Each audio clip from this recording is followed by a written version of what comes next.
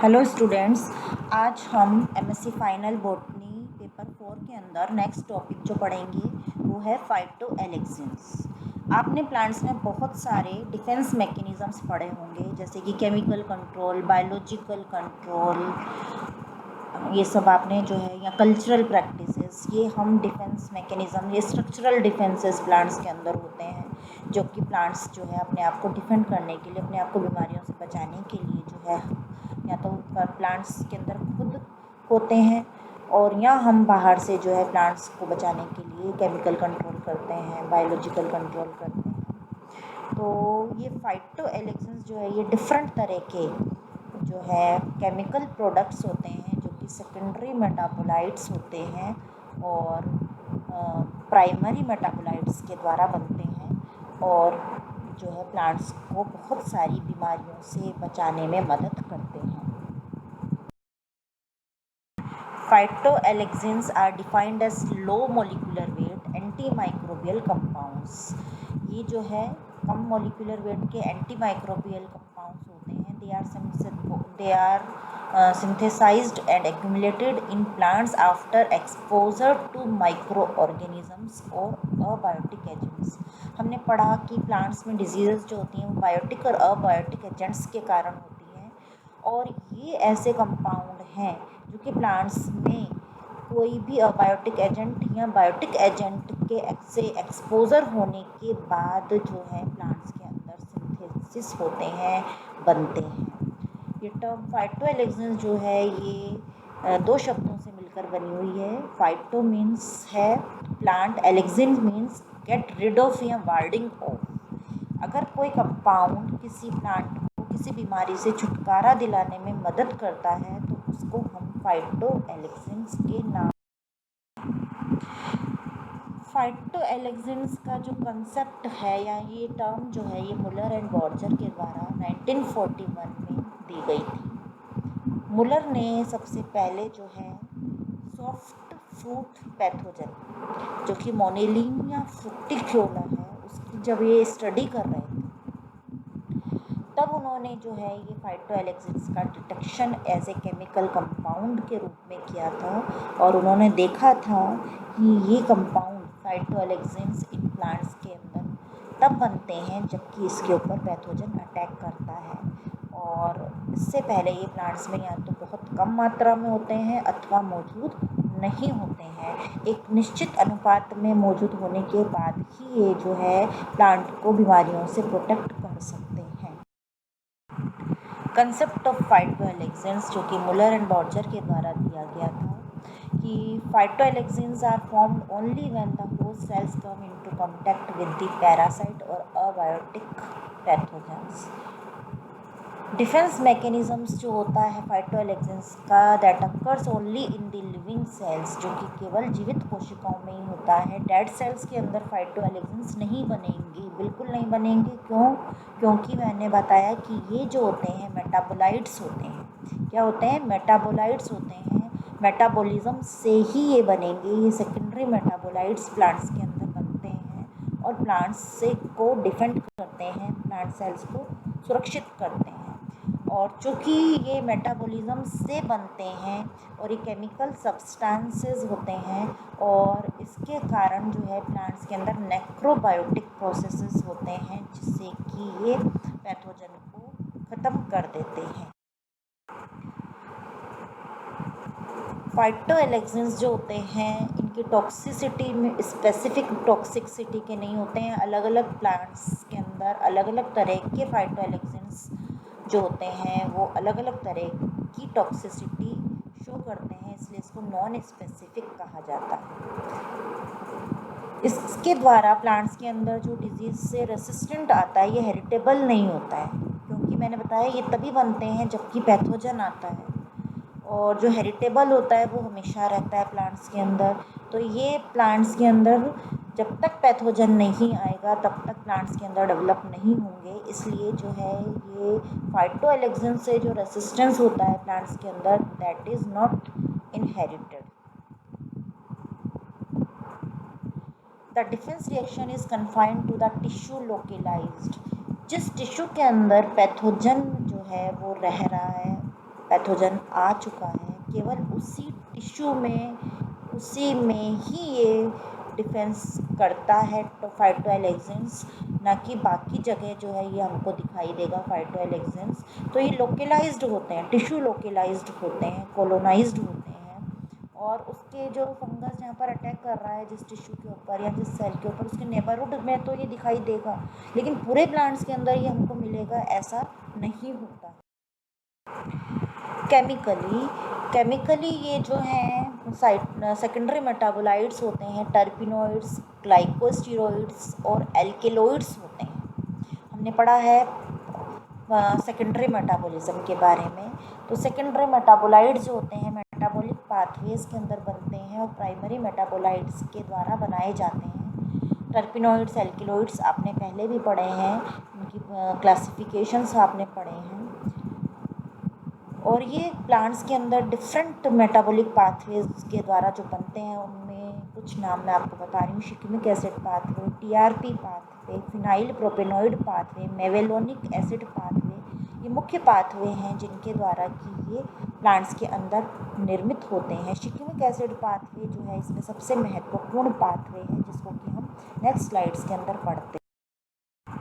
शिकमिक acid pathway जो है ये दो चीज़ों से शुरुआत होती है और बहुत ही जटिल, बहुत ही कॉम्प्लेक्स कंपाउंड्स इससे जो है सेकेंडरी मेटाबोलाइट्स जो है वो बनते हैं, और ये हमें प्राप्त होते हैं फिर किसके रूप में, फाइटोएलेक्सेंस के रूप में। फाइटोएलेक्सेंस बेसिकली पॉलीफिनोलिक कंपाउंड होते हैं। क्या होते हैं? Polyphenolic compound. फिनोल सब हम जानते हैं कि एरोमेटिक कंपाउंड्स होते हैं जिसमें कि बेंजीन रिंग में हाइड्रोक्सिल ग्रुप लग जाता है। तो ये इसी के ही डेरिवेटिव हैं फिनॉल्स के। पॉलीफिनॉल बन गया, पॉलीफिनॉल से फिर डिफरेंट तरह के जो हैं flavonoids, terpenoids, lignin, shikimic acid pathway, malonic acid pathway, acidic acid pathway से बनते हैं। तो शिकमिक एसिड पाथवे हम पढ़ रहे हैं, ये दो चीज़ों से स्टार्ट हो रहा है, PEP फॉस्फोइनोल पायरुविक एसिड, और PPP इरिथ्रोज फॉर फॉस्फेट जो कि PPP पाथवे में बनता है, और ग्लाइकोलाइसिस में बनता है PEP, इरिथ्रोज फॉर फॉस्फेट, और PEP की रिएक्शन से डाईहाइड्रोक्विनोइक एसिड बनता है। डाईहाइड्रोक्विनोइक एसिड जो है शिकमिक एसिड का निर्माण करता है, क्योंकि इसके अंदर प्रोसेस के अंदर दो जगह से चीज़ें आ रही हैं। एक तो ग्लाइकोलाइसिस का एंड प्रोडक्ट आ रहा है, और PPP पेंटोस फॉस्फेट पाथवे के अंदर जो कि इरिथ्रोज फॉर फॉस्फेट, जिसमें कि 4 कार्बन होते हैं, ये तभी स्टिमुलेट होता है जबकि ये रिएक्शन तभी स्टिमुलेट होती है जबकि पैथोजन प्लांट के ऊपर आ चुका है। शिकमिक एसिड इसमें बन रहा है, इसलिए इसको शिकमिक एसिड पाथवे कहते हैं। और ये शिकमिक एसिड बहुत सारी चीज़ें फिर प्लांट्स के अंदर बनाता है। सबसे पहले इससे इंडोल्स बन रहे हैं, एक साइड हम देख रहे हैं। इंडोल्स जो होते हैं बहुत सारे ऑक्सीजन्स के निर्माण में भाग लेते हैं, और ग्रोथ हार्मोन्स जो होते हैं प्लांट्स के अंदर अगर डेवलप होते रहते हैं तो ये बहुत सारे पैथोजन जो प्लांट्स के अंदर आते हैं उनको ऑटोमेटिक ही इरेडिकेट कर देते हैं। इसके बाद में इसमें प्रोफेरिक एसिड बनता है। प्रोफेरिक एसिड फिर ब्रेक डाउन हो जाता है दो चीज़ों में, फिनाइल एलेनिन और टायरोसिन के अंदर। ये फिनाइल एलेनिन और टायरोसिन जो होते हैं बहुत सारे फिनोलिक कंपाउंड्स को बनाने में प्रिकर्सर्स का काम करते हैं। सबसे पहले हम देखते हैं फिनाइल एलेनिन जो है ये फिनोलिक कंपाउंड है। ये सिनेमिक एसिड, क्यूमेरिन और कैफिक एसिड के फॉर्मेशन में और अन्य प्रकार के बहुत सारे फिनोलिक कंपाउंड्स के निर्माण में भाग लेता है। सिनेमिक एसिड फिर सैलिसिलिक एसिड बनाता है। क्यूमेरिन से फ्लेवेनोइड, आइसोफ्लेवेनोइड्स, टीरोकार्पन्स बनते हैं। कैफिक एसिड से जो है लिग्निन बनता है।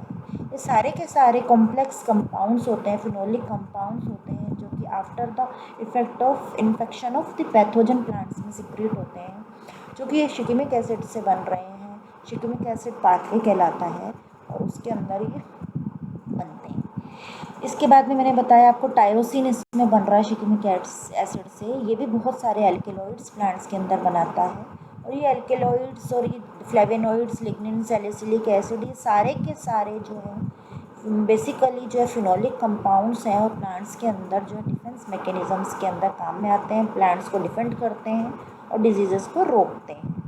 नेक्स्ट पाथवे जो कि एसिटिक एसिड पाथवे या मेवोलोनेट पाथवे कहलाता है, इसके अंदर जो है, जो हमारे प्लांट्स के अंदर शुगर्स होती हैं, phenols are produced by head to tail breakdown of condensation of these sugars के ब्रेकडाउन से या इनके कंडेंसेशन से, रेस्पिरेटरी प्रोसेसेस के अंदर जो शुगर्स बनती हैं उनके ब्रेकडाउन से जो है ये नए तरह के फिनोलिक कंपाउंड्स बनते हैं। शुगर्स का ब्रेकडाउन से एसिटाइल कोएंजाइम ए बनता है, ये हम पढ़ते हैं रेस्पिरेशन में। ये एसिटाइल कोएंजाइम ए फिर जो है क्रेब साइकिल में ना जाकर, रेस्पिरेशन में ग्लाइकोलाइसिस और क्रेब साइकिल दो चीज़ें होती हैं, क्रेब साइकिल में जाता है एसिटाइल कोएंजाइम ए नॉर्मली, तो ये acetyl coenzyme A Krebs cycle में ना जाकर मेवोलोनिक एसिड बना रहा है, और इस मेवोलोनिक एसिड बनने के कारण इसको मेवोलोनेट पाथवे कहते हैं, या एसिटाइल कोएंजाइम ए बन रहा है इसलिए इसको एसिटिक एसिड पाथवे भी कहते हैं।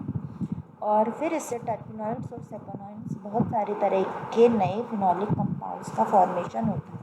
इस तरह से हम देख रहे हैं इस फ्लो चार्ट के अंदर हमने बहुत सारी बायोकेमिकल रिएक्शंस लिखी हैं और बहुत सारे तरह के फिनोलिक कंपाउंड्स हम बनाए हैं। ये बेस है फाइटोएलेक्सिन्स का, जिससे कि कई तरह के फाइटोएलेक्सिन्स जो है अलग अलग समय में अलग अलग प्लांट्स के अंदर बनते हैं। ये जो पाथवे हमने देखा, शिकमिक एसिड पाथवे या मेवोलोनेट एसिटिक एसिड पाथवे, ये जटिल प्रोसेस है और किसी भी बायोकेमिकल पाथवे को रन करने के लिए हमें एंजाइम्स की नीड होती है। तो इस शिकमिक एसिड पाथवे या मेवोलोनेट पाथवे के अंदर जो enzymes, phenol oxidase enzymes basically काम में आते हैं, क्योंकि फिनोलिक कंपाउंड्स बनते हैं, इनको फिनोल ऑक्सीडाइजिंग एंजाइम्स कहा जाता है। बेसिकली 4 प्रकार के एंजाइम्स देखने को मिलते हैं, फिनोलेजेस, फिनोल ऑक्सीडेजेस, पॉलीफिनोल ऑक्सीडेजेस एंड पैरोक्सीडेजेस। इसमें ऑक्सीडेजेस एंजाइम्स बहुत ही, फिनोल ऑक्सीडेजेस जो हैं बहुत ही महत्वपूर्ण है। ऑक्सीडेशन हम जानते हैं कि ऑक्सीजन को अगर हम ऐड करें या ऑक्सीजन को ऐड करें या हाइड्रोजन को रिमूव करें अगर किसी चीज़ से, तो उसको हम उस कंपाउंड के अंदर हम ऑक्सीडेशन करवा सकते हैं। तो addition of oxygen to monophenols result in the formation of complex polyphenols. As कौन से पॉलीफिनोल्स? टेनिन्स, लिग्निन्स एटसेट्रा जो है वो ऑक्सीजन एडिशन से बनते हैं, और हाइड्रोजन डिस्प्लेसमेंट से किनोन्स इत्यादि जो है बनते हैं। और ये किनोन्स जो होते हैं ये कलर्ड कंपाउंड्स होते हैं, और जब बनते हैं तो प्लांट पार्ट को स्पेसिफिक ब्राउन कलर दे देते हैं, और जिसके कारण जो ब्राउन कलर आ जाता है तो हम उसको नेक्रोसिस कहते हैं। तो ये है एंजाइमेटिक स्ट्रक्चर्स, एंजाइम जो कि पॉलीफिनोल्स के निर्माण में भाग लेते हैं, जो कि बहुत ही महत्वपूर्ण है, जिसके बिना कोई भी कंपाउंड का फॉर्मेशन हम सोच भी नहीं सकते कि होगा। Phytoalexins production is often associated with a widespread but poorly understood plant disease defense reactions called the hypersensitive reactions। तो ये hypersensitive reactions करते हैं, इनका जो है ये वाइड स्प्रेड होते हैं, लेकिन hypersensitive reactions करते हैं तब उसके द्वारा जो है रिएक्शन डिफेंड मैकेनिज्म आता है, अर्थात जब एक निश्चित क्वांटिटी में ये पहुंच जाएंगे जहाँ पर पैथोजन है, तभी ये जो है डिफेंड कर सकते हैं प्लांट्स को। After a few hours of और a few days following infection by a compatible race or species of plant pathogen, as the death or disorganization of the plant cells immediately adjacent to the infection site commitant with the preceding the restriction of pathogen development। क्या करते हैं ये कि जहाँ पर कि compatible host या species आ गया है वहाँ पर प्लांट पार्ट को ये उसको डिसऑर्गेनाइज कर देते हैं या उसको डेड कर देते हैं इमीडिएटली आफ्टर द इन्फेक्शन, जिससे कि पैथोजन का डेवलपमेंट रेस्ट्रिक्ट हो जाता है। नेक्स्ट हम देखेंगे कि जो फाइटोएलेक्सिन्स है, क्योंकि प्लांट्स के अंदर मौजूद रहेंगे, जब हम इनको कंज्यूम करेंगे तो इसका हमारे हेल्थ के ऊपर क्या इफेक्ट आता है। Indole phytoalexins have antioxidant, anti carcinogenic and cardiovascular properties. Peanut phytoalexins have anti-diabetic, anti-cancer and vasodilator properties. Soybean have anti-proliferative and anti-tumor actions. Sorghum phytoalexins might be useful in reducing gastrointestinal cancer. Phytoalexins from grapevines has anti-aging, anti-carcinogenic, anti-inflammatory and antioxidant. To evaluate the importance of phytoalexins in defense, following criteria are used. क्या criteria हम use करते हैं कि फाइटोएलेक्जेंस की importance को evaluate करें defence के लिए? तो the restriction of the pathogen development must be associated it. तो जो है पैथोजन डेवलपमेंट जो है फाइटोएलेक्जिन प्रोडक्शन जैसे ही होता है उसको रेस्ट्रिक्ट कर दिया जाता है उसके द्वारा। Phytoalexin must accumulate into antimicrobial levels at the infection site in resistant plants that could result the cessation of the pathogen. तो एंटीमाइक्रोबियल लेवल्स और इन्फेक्शन साइट के ऊपर ही एक्यूमुलेट हो जाते हैं और पैथोजन को सीज करते हैं। Phytoalexins have vital importance in resistance and absence of these compounds would result in susceptibility. तो ये जो है इसके स्ट्रॉन्ग एविडेंस हैं कि ये रेसिस्टेंस प्लांट्स को देते हैं। रेसिस्टेंट अगर ये बन जाते हैं प्लांट्स के अंदर तो ये प्लांट रेसिस्टेंट हो जाता है। अगर ये नहीं बनते, इनको हटा दिया जाता है तो प्लांट्स में ससेप्टिबिलिटी इंक्रीज हो जाती है। किन किन फैमिलीज़ के अंदर फाइटोएलेक्जिन्स का फॉर्मेशन होता है?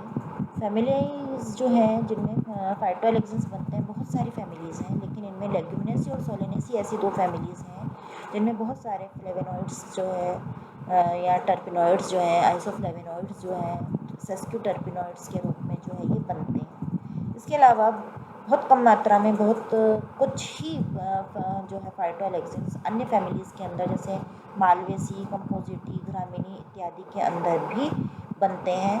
और इन फैमिलीज़ के अंदर कौन कौन से जो है बनते हैं फाइटोएलेक्जिन्स एग्जाम्पल्स के साथ में और क्या है उनकी जेनेटिक्स, इसके बारे में हम जो है नेक्स्ट स्लाइड्स के अंदर, नेक्स्ट लेक्चर के अंदर इनके प्रकारों के बारे में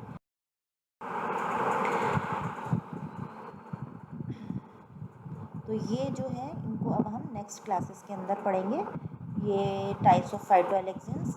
थैंक यू।